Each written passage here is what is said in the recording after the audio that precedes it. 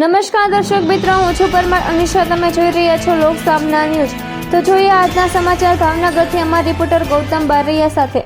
ભાવનગરમાં રાજ્યના કેબિનેટ કૃષિ મંત્રી શ્રી જીતુભાઈ વાઘાણીએ મતદાન કરી લોકશાહીની ફરજ અદા કરી. લોકશાહીનો પર્વ મતદાન કરીને ઉજવીએ. કેબિનેટ કૃષિ મંત્રી શ્રી જીતુભાઈ વાઘાણી મંત્રીશ્રીએ ભાવનગર સ્થાનિક સ્વરાજ્યની સંસ્થાઓની સામાન્ય ચૂંટણીમાં મહત્તમ મતદાન કરવા નાગરિકોને અપીલ કરી.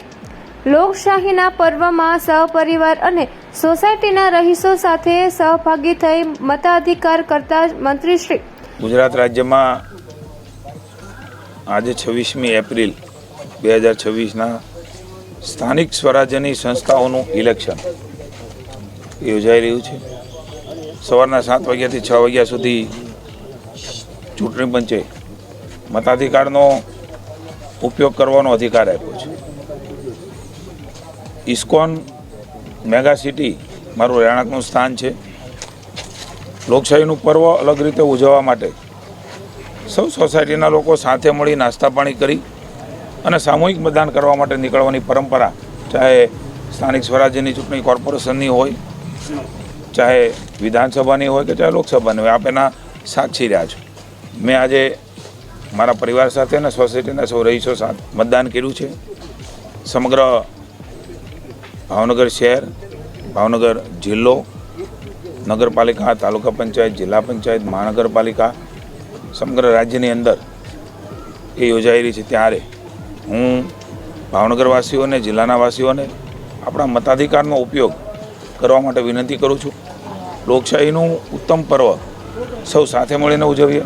સમગ્ર ગુજરાત રાજ્યની જનતાને પણ હું વિનંતી કરું છું, જે પ્રકારે વિકાસની નવી ઊંચાઈઓ રાજ્ય સર કરી રહ્યું છે, દેશની અંદર નવ ભારત બનાવવા માટે દેશની વડાપ્રધાન નરેન્દ્રભાઈ મોદીના વડપણની સરકાર લોકસેવા માટે કામ કરી રહી છે. માનનીય ભૂપેન્દ્રભાઈ અને હર્ષભાઈના નેતૃત્વની સરકાર પણ લોકસેવા માટે રાજ્યમાં કામ કરી રહી છે. ત્યારે આજ દિન સુધી બધાએ ખૂબ પ્રચાર પ્રસાર કર્યો છે.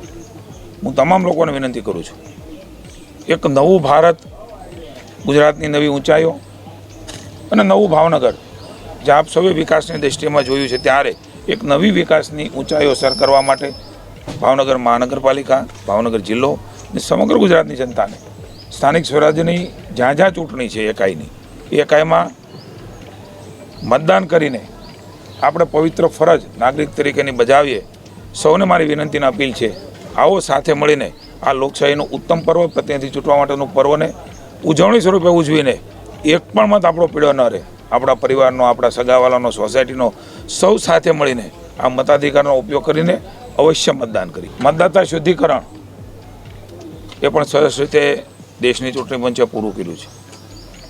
ચુસ્ત દુરસ્ત રીતે વ્યવસ્થાઓ પણ વહીવટીતંત્ર અને ચૂંટણી તંત્ર કર્યું છે. ત્યારે ફેર ઇલેક્શન થાય એના તરફેણની ચૂંટણી મતની જે વ્યવસ્થાઓ, સૌને શાંતિથી મત આપી અને ખાસ કરીને નવયુવાનો જે પહેલી વખત મતદાતા તરીકે આ ભારતની નવી દિશા અને નવી રાહ એમના મતથી મળવાનો છે, આપણા સૌના મતથી મળવાનો છે. ત્યારે સૌ નવા એવા મતદાતાઓને પહેલી વખત મતદાન કરી રહ્યા છે એમને પણ વિનંતી છે, આપણા જીવનમાં સૌથી પહેલો મોકો એ મતાધિકારનો ઉપયોગનો છે.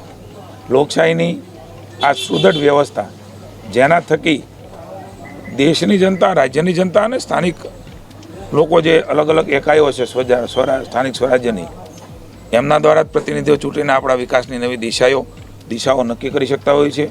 આ અધિકાર એ તમને વહીવટીતંત્રમાં પ્રતિનિધિઓ મૂકીને લોકોની સુખાકારી માટેના કામમાં ઉપયોગી થવાની છે. ત્યારે નવા મતદાતા હોય, અગાઉ કરેલું હોય, બીજી ત્રીજી વાર કરતા હોય, વડીલ હોય, યુવાન હોય, બહેન હોય, મને આનંદ છે કે ભાવનગરની અંદર ઉત્સાહભેર મતદાન થઈ રહ્યું છે, રાજ્યમાં ઉત્સાહભેર મતદાન થઈ રહ્યું છે. ત્યારે સૌ યુવા મતદારો મારી વિનંતી, સૌ સાથે મળીને લોકશાહીનું પર્વ મતદાન કરીને ઉજવીએ. તો ફરી મળીશું એક નવા સમાચાર સાથે. ત્યાં સુધી જોતા રહો લોક સામના ન્યૂઝ.